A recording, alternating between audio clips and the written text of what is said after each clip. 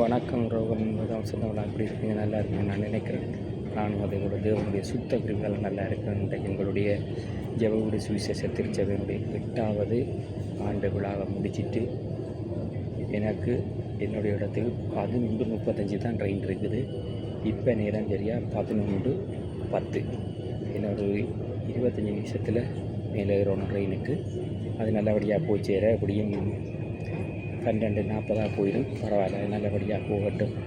அது தேவனுடைய கிருபையால் இன்றைய நாளில் எல்லாம் நல்லபடியாக நடக்க தேவன் கிருபை செய்தால் நண்பர்களும் கூட வந்து வீடியோ ஃபோட்டோக்களை நான் எடுத்து எல்லாத்தையும் செய்து சபையாரோட மகிழ்ச்சியாக தேவன் இன்றைய நாள் ஆசீர்வதிச்சிருக்காங்க. தேவனுக்கு கூடானபடி ஸ்தோத்திரம். அதே போல் என்னென்னு கேட்டிங்கடா, இப்போ நேரம் சரி எங்களோட நாட்டில் வந்து தான் மே 18, இப்போ சிறுவங்காலம் முடிஞ்சிட்டுது.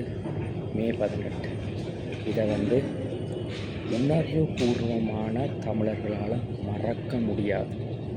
உலக தமிழர்கள் என்று சொல்ல முடியாது. காரணம் என்னென்று கேட்டால், உலக தமிழர்கள் அநேகர் இதுக்கு எதிரானவர்களாய் இருந்து கொண்டிருக்கிறார்கள். அதனால் வந்து உணர்வு பூர்வமான உண்மையான, அதாவது தமிழீழ மண்ணை நேசிக்கக்கூடியவர்கள் அத்தனை பேரும் இந்த மே 18 துக்க தினமாக அனுசரித்து அதில் வீரச்சாவடைந்த போராளிகள், அதே போல் எங்களுடைய மண்ணிலேயே எங்களோட மண்ணுக்காக உயிர் நீத்த மக்கள், அதனால் அங்கவீனம் அடைந்தவர்கள், அதனால் விதவைகள், அதே போல் மனைவியை இழந்தவர்கள், பிள்ளைகளை இழந்தவர்கள் எல்லோரும் இன்றும் எங்களுடைய வன்னி நிலப்பரப்பில் வாழ்ந்து கொண்டிருக்கிறார்கள்.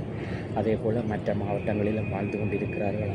அனைவருடைய துக்கத்திலையும் வன்னி மலத்தில் வெஜிடிபி சார்பில் என்னுடைய மே 18 மிக மனம் தொய்ந்த துக்க நாளை தெரிவித்துக் கொள்ளுகிறேன். ஓகே, அதனாலே நாளில் நல்லபடியாக அனுசரிப்பினோம். தம்பியாக்களும் நாளைக்கு அந்த இடத்துல சமூகம் அளிக்கிறோம் என்று சொல்லியிருந்தார்கள். நேற்று கதைக்கும் பொழுது அவர்கள் நாளைய தினத்தில் அங்கே போய் அதை எல்லாத்தையும் நல்லபடியாக செய்வார்கள்.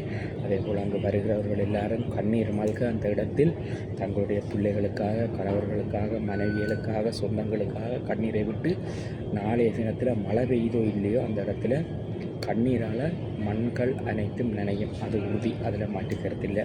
அதை நல்லபடியாக அங்குள்ள மக்கள் அனைவரும் செய்வார்கள். உலக நாடுகளில் உள்ள எல்லோரும், ஆஸ்திரேலியாவாக இருந்தாலும் சரி, கனடாவாக இருந்தாலும் சரி, ஃப்ரான்ஸாக இருந்தாலும் சரி, லண்டனாக இருந்தாலும் சரி, வேறு எல்லா நாடுகளிலேயும் அங்கங்கே தமிழ் உணர்வாளர்கள் இருந்து கொண்டு அதை செய்து கொண்டிருக்கிறார்கள். அது நல்ல விடயம். அது எங்களுக்காக, எங்களோட மண்ணுக்காக போராளிகளாக இருந்தாலும் சரி, பொதுமக்களாக இருந்தாலும் சரி, உயிர் நீத்த அனைவருக்கும் மீண்டும் மனமார்ந்த துக்க தினத்தை வன்னி மலத்து வெஜிடிவ் சார்பில் மீண்டும் துக்க தினத்தை நானும் அனுசரித்து கொள்ளுகிறேன். ஓகே, அது அப்படியே கடந்து போகட்டும். என்னென்று கேட்டால், இப்போ இன்றைய தினத்தில் பேசலாமா பேசக்கூடாதான்னு தெரியாது, இருந்தாலும் பேசுகிறேன். வணக்கம் மிஸ்டர் அர்ஜுனா ராமநாதன் அவர்கள். உங்களோட ஒருவரே கேள்வி. உள்ளூரில் உலாத மாடு வெளியூரில் போய் உலாது என்று சொல்லுவார்கள். நீங்கள் யாழ்ப்பாண மக்களால் தெரிவு செய்யப்பட்டு பாராளுமன்றத்துக்கு போனீங்கள். அதாவது நீங்கள் போய் இன்று வரைக்கும், நான் மீண்டும் சொல்லுகிறேன், ஒரு நலத்திட்டத்தை கூட நீங்கள் செய்ததில்லை யாழ்ப்பாண மக்களுக்காக. நீங்கள் எவ்வளவோ வாயால் வெட்டி விழுத்துறீர்கள், இல்லையென்று இல்லை. ஆனால் நடைமுறையில் எதுவும் நடக்குதா என்றால் ஒன்றுமே நடக்கவில்லை.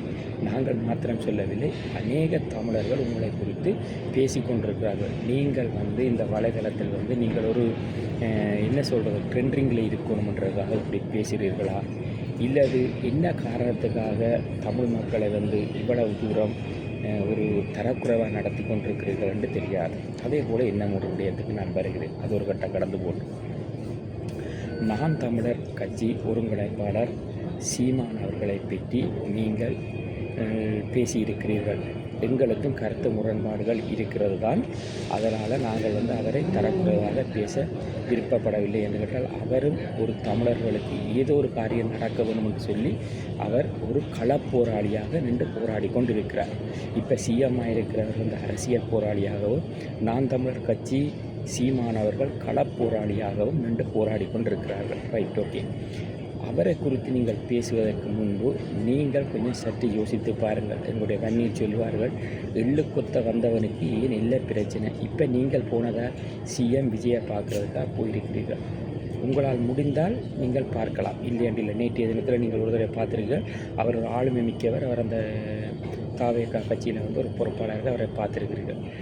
நீங்கள் சிஎம் விஜயை பார்த்தால் உங்களுக்கு தேவையான விடயத்தை மாத்திரம் பேச வேண்டியதை பேசுங்கள். நீங்கள் இல்லை எத்தனை தமிழர்கள் உருவாகினாலும் எங்களுடைய மக்களுக்கு எந்த ஒரு இதையும் வாங்கி கொடுக்க போகிறது கிடையாது.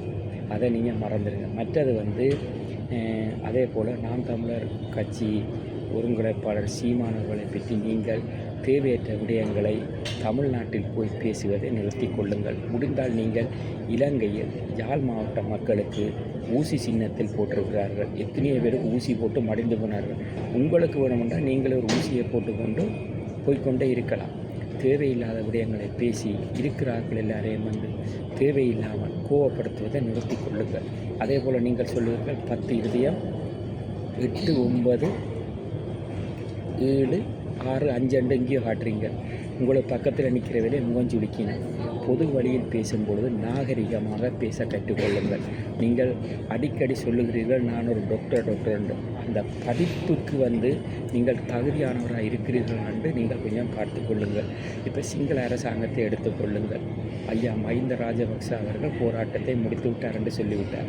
அதே போல் இனிவரும் நாட்களில் அரசியல் கட்சிகளை நாமல் ராஜபக்ச அவர்கள் நடத்தி அதே போல் சிங்கள மக்களால் பெரும்பான்மை கிடைத்து அவர் ஒரு நேரத்தில் ஜனாதிபதியாக வர முடிந்தால் அது வரட்டும், அது மக்கள் தேர்வு செய்து கொள்ளட்டும்.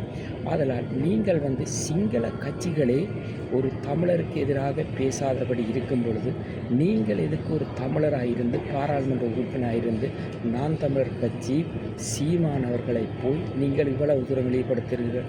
உங்களுக்கு தெரியுமா ஆமை எவ்வளவு இடை உள்ளதுகள் என்று சொல்லி 100 கிலோ வரைக்கும் ஆமை இடை உள்ளது இருக்குது, இல்லை என்று சொல்லாதீர்கள். யாழ் மாவட்டம் ஒரு குடா, யாழ் மாவட்டத்தை விட யாழ் குடாண்டு தான் சொல்லுவார்கள். அப்படிப்பட்ட இடத்தில் இருந்து கொண்டு 6 மாதம் சென்று தான் அதாவது விடுதலை புலிகள் போராளிகள் போய் அவ்வளவு ஆமையை தேடி பிடிச்சி கொடுத்திருப்பார்கள் என்று இங்கே சொல்லுவீர்கள். தெரிந்தால் பேசுங்கள், தெரியாவிட்டால் வரலாறுகளை படியுங்கள். நீங்கள் சொல்லுவீர்கள் 1976 ஒருவர் ஆஸ்திரேலியாவில் உள்ளவர் சொன்னாராம் உங்கள்கிட்ட யாழ்ப்பாணத்தை தமிழ்நாடல்ல இந்தியாவிடம் கொடுத்து விடுங்கள் என்று சொன்னீர்களாம்.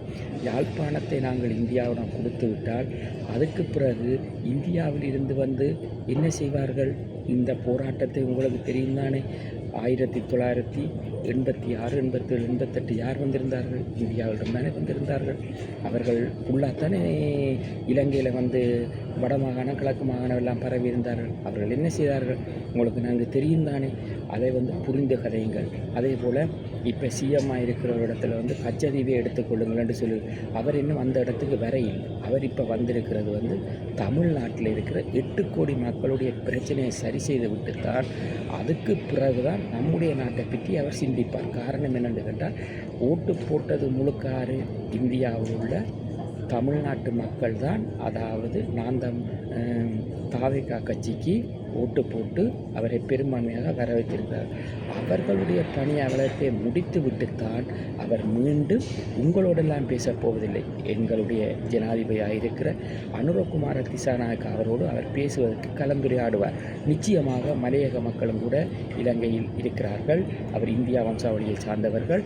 அவர்களுக்காக அவர் கண்டிப்பாக இலங்கைக்கு பேசுவார். அதே போல் அவருடைய துணைவியார் யாழ்ப்பாணத்தை சேர்ந்தபடியால் இலங்கையை அவர் நிச்சயமாக ஏதோ ஒரு காரியத்தை பேசுவார். அவரால் முடிந்ததை அவர் செய்வார்.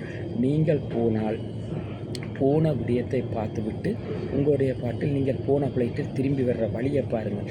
போகிற இடமெல்லாம் தேவையற்ற விடயங்களை பேசி எல்லா மனிதர்களாலேயும் முகஞ்சொலிக்கிற விதத்தில் தான் உங்களுடைய நடவடிக்கை இருக்கிறது. நாங்கள் நாகரிகமாக வலைதளங்கள் வைத்திருக்கிறதால பேசுகிறோம். அதனால் கொஞ்சம் நிதானமாக நடந்து கொள்வது உங்களுக்கு நல்லது. நீங்கள் இப்படியே போய்கொண்டிருப்பீர்களாக இருந்தால் விபரீதமான பிரச்சனைகளுக்குள்ள நீங்கள் தான் முகம் கொடுக்கணும், நாங்கள் அல்ல. நீங்கள் தான் முகம் கொடுக்கணும். உங்களுக்கு கொண்டு சொல்லட்டா, முதலாவது ஐயா டக்ளஸ் அவர்கள் அங்கிருந்து ஏதோ ஒரு காரியத்தை செய்து கொண்டிருந்தார். இப்போ இந்த சுமேந்திரன் ஏதோ ஒன்றை செய்து கொண்டிருந்தார். இப்போ நீங்கள் ஒன்றை செய்து கொண்டிருக்கிறீர்கள். அதே போல் சித்தார்த்தன் ஒன்றை செய்து கொண்டிருக்கிறார்கள். அதே போல் மட்டக்களப்பு மாவட்டத்திலையும் சில பேர் செல்லக்கூடியவர் செய்து இந்த வன்னியிலும் மன்னாரில் எந்த ஒரு அரசியல்வாதியாவது எங்கேயாவது அவதூறுகளை பரப்பி கொண்டு திரிகிறார்களா? இல்லை. காரணம் என்னென்னு கேட்டால் எங்களுடைய வன்னியும் மன்னாரும் எப்பொழுதும் தலைமைகளுக்கு கட்டுப்பட்டு ஆளுமைகளுடைய சத்தத்துக்கு காது கொடுத்து நடக்கிற பழக்கத்தில் தான் இருந்தார்கள். நீங்கள் சொல்லுகிறீர்கள் யாழ்ப்பாணம் படிப்பு உயர்ந்திருக்கிறார்கள் என்று. படிப்பு உயர்ந்த நீங்களாக பேசுகிறீர்கள். 10, 9, 8, 7, 6, 5 இங்கே இருக்கின்ற கேளுங்கள் என்று சொல்லி பேசுகிறது. இதே அவங்களுக்கு பள்ளிக்கூடத்தில் கற்பித்து கொடுத்ததா? கதைக்கும் பொழுது எப்பையும் நிதானமாக யோசித்து கதைக்க வேண்டும். கதைப்பதற்கு முன் 100 அல்ல 1000 தடவை யோசித்து கதைப்பது உங்களுக்கு நலமாயிருக்கும். நீங்கள் மீண்டும் மீண்டும் வன்முறைகளையும் கலவரங்களையும் தூண்டுற மாதிரி பேசுவதால் எப்படி நீங்கள் இப்படியே பேசிக்கொண்டிருப்பீர்கள் தான் நீங்கள் இனிவரும் நாட்களில் யாழ் மாவட்டத்தில் நீங்கள் இருப்பதற்கு கூட யாழ் மாவட்ட மக்கள் உங்களோடு முரண்படுவார்கள். அதனால் கொஞ்சம் நிதானமாக பேசி நீங்களும் அரசியல் செய்ய வந்திருக்கிறீர்கள். மக்களுக்கு அரசியல் செய்யுங்கள். சிங்கள கட்சிகளால் இனி ஒரு பொழுதும் தமிழ் மக்களுக்கு பிரச்சனை வரப்போவதில்லை. காரணம் என்னென்னு கேட்டால் தமிழ் கட்சிகளே தமிழர்களை அழித்து கொண்டிருக்கிறார்கள். அப்போ அவர்கள் அதில் மினக்கட வேண்டிய அவசியம் இல்லை. அதனால் இதை உங்களோட கவனத்தில் எடுத்து உங்களை மாற்றி கொள்ளுங்கள். அப்படி இல்லாவிட்டால் உங்களுக்கு பக்கத்தில் ஒரு மடம் நிற்கிறார் அவாவிடம் கேட்டு இனிவரும் நாட்களில் நாங்கள் எப்படி நடக்கலாம் என்று சொல்லி அவற்ற ஆளுமையை பெற்றுக்கொண்டு அந்த ஆளுமைக்கு தகுந்த மாதிரி நீங்கள் நடந்து கொள்ளுங்கள். இதை நான் உங்களுக்கு ஒரு வேண்டுதலாகத்தான் வைக்கிறேன். உங்களை குறித்து அநேகர் கிளி என்று கிழித்து கொண்டிருக்கிறார்கள். மே 18 நீங்கள் போய் நின்று கொண்டு என்னென்று கேட்டால் சேகுரா குழப்பம் நடந்ததை சொல்லுகிறீர்கள். யாழ்ப்பாணத்தை கொடுக்க வேண்டும், மட்டக்களப்பை கொடுக்க வேண்டும் என்று சொல்லுங்கள். இன்றைக்கு மண்ணில் என்ன நடந்து கொண்டிருக்கிறது? மே 18 அது மிகவும் ஒரு துக்கமான நாள் என்று உங்களுக்கு தெரியும். நீங்கள் எந்த ஒரு தமிழருடைய துக்க தினத்திலே நீங்கள் கலந்து கொள்ளாதபடி, ஆனால் தமிழர்களுக்கு விடுதலை வாங்கி கொடுக்க போகிறேன், முடிவாக கொடுக்க போகிறேன் என்று பேசுகிறது ஒரு அடிமட்ட முட்டாள்தனமான காரியமாக. இதை நிறுத்தி கொண்டு நீங்கள் பாராளுமன்றத்தில் போய் எதிர்கட்சிகளோடு இருந்தாலும் கூட சரி, ஆளுங்கட்சிகளாக இருந்தாலும் சரி, அனுசரித்து பேசி தமிழர்களுக்கு என்னத்தை பெற்றுக் கொடுக்க முடியுமோ அதை பெற்றுக் கொடுக்க பாருங்கள். அது நலமாயிருக்கும்னு உங்களுக்கு நம்புகிறேன். அதே போல் நாளைய நாள் உங்களை சந்திப்போம். உங்களிடம் வந்து விட விட்டுக்கொள்ள உங்கள் கன்னிமலத்தில் ஜீட்டி பண்ண. நன்றி, வணக்கம். நண்பர்கள் அனைவருக்கு.